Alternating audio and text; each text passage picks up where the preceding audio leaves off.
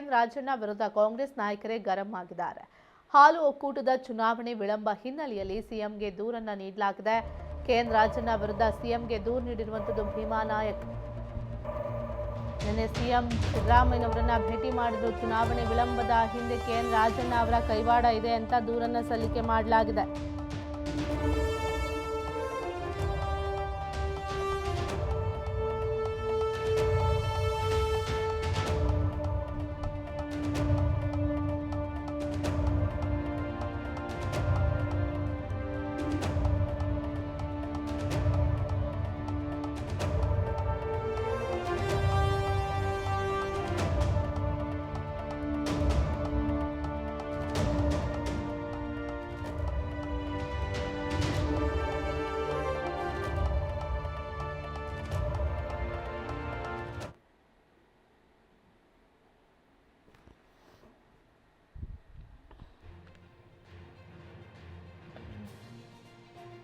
K N Rajanna ವಿರುದ್ಧ ಕಾಂಗ್ರೆಸ್ ನಾಯಕರೇ ಅಸಮಾಧಾನವನ್ನು ವ್ಯಕ್ತಪಡಿಸಿದ್ದಾರೆ. ಜೊತೆಗೆ ಈ ಅಸಮಾಧಾನ ಸಿಎಂ ಸಿದ್ದರಾಮಯ್ಯನವರಿಗೂ ಕೂಡ ಬಂದು ನಿಂತಿದೆ.